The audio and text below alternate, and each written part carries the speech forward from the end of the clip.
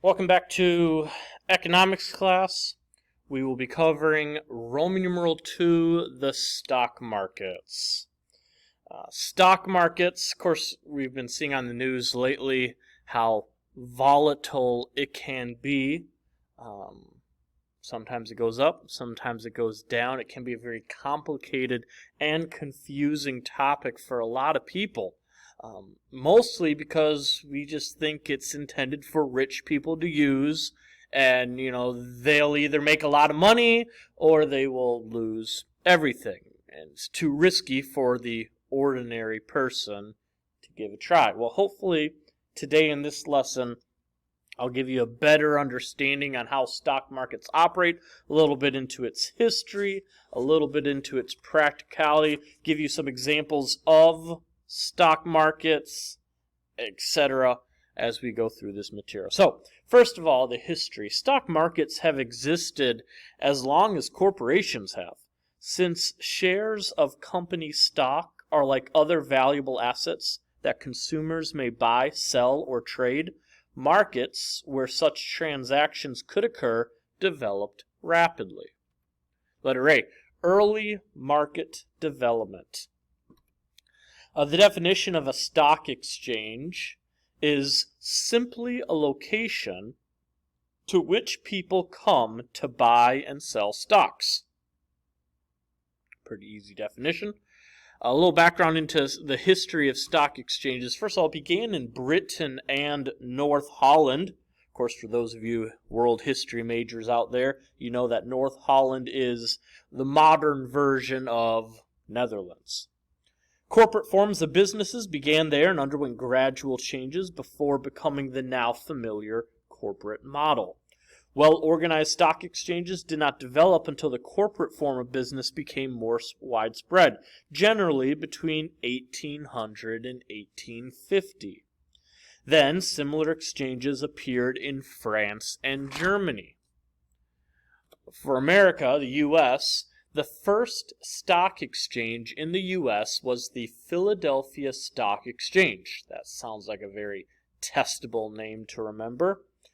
It was founded in 1790. It was eventually surpassed by the New York Stock Exchange as New York became America's financial center. Today, there are several stock exchanges in the U.S., including those in such cities as Los Angeles, Boston, Cincinnati, and Chicago, just to name a few. Big letter B, organization. As people go to a grocery store to buy or sell items, the stock market is a place where people go to buy and sell stocks. The fact of the matter is, just as we talked about the concept of supply and demand in a previous chapter, supply and demand also works in the stock market. I'd ask, how many of you remember how supply and demand works?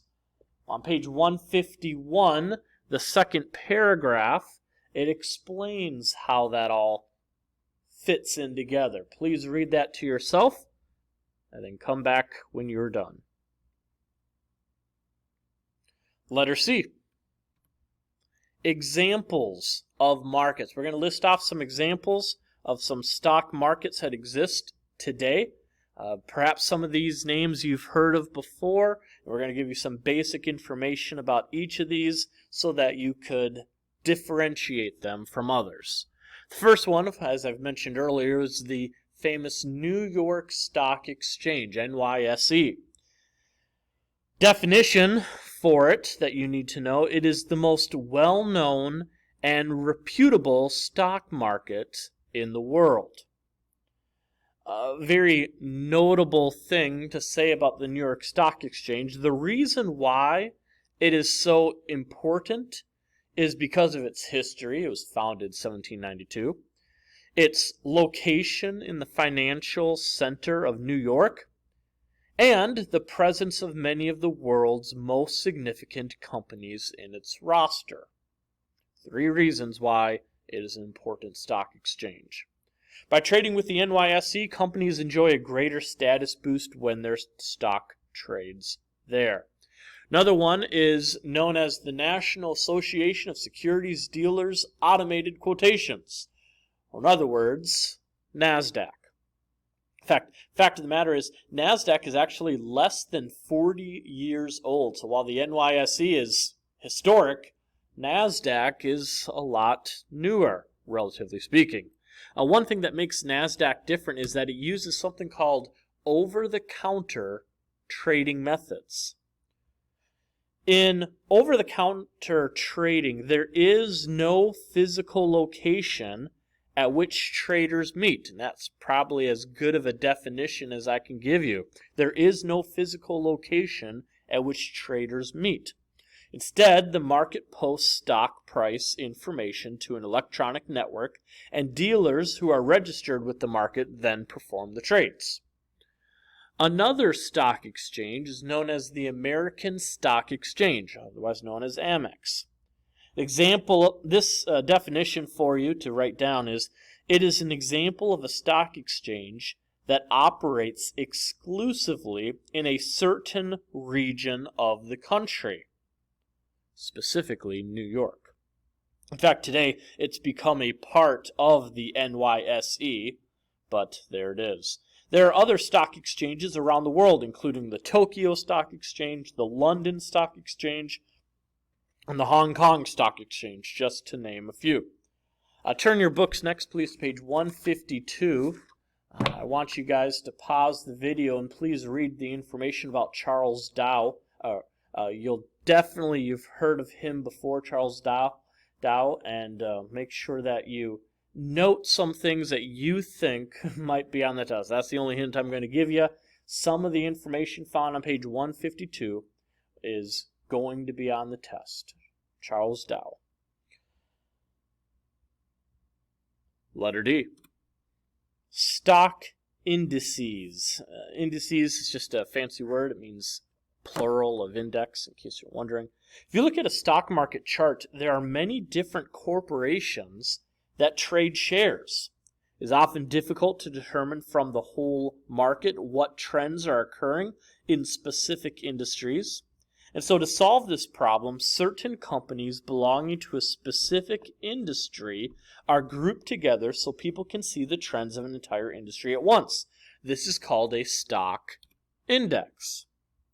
Definition for you: it is a group of important stocks from a particular industry. Very notable fact about a stock index is analysts use these groups to help identify stock trends in specific industries. Next, let's talk about some examples of stock indices. First one, probably heard of before, is the Dow Jones Industrial Average, DJIA. This definition for you, this stock index is considered the best health indicator of American industry. Of course, it was founded by Charles Dow. The index consists of the prices of 30 stocks that economists consider to be the leaders of industrial production in the U.S. Examples include IBM, General Electric, AT&T, and many, many more. More media outlets report the DJIA than any other stocks index. One more stock index that we will mention is known as the Standard & Poor's 500, or S&P 500, as it's more well known as. Definition for this is, this stock index especially focuses on industries that provide services. Given that spending on services composes the majority of consumer spending in the U.S., the S&P 500 is indeed an important stock. It tracks 500 stocks and is intended to give an even broader perspective on business in the U.S. If you turn in your books, please, page 153, and read the last paragraph on that page. That'll cover about as good as anything the material that we've talked about today. That's all we're going to cover for today. I do have an additional video that I took from another individual on YouTube. It has to do with how the stock exchange works in real life today. If you could look at that, it's extra material, just kind of give you an idea on how stock exchanges work today. Maybe it will change the way that you see things, see the way that, in case that might be an interest for you in the future. All right. Have a good day. Be good. Do good.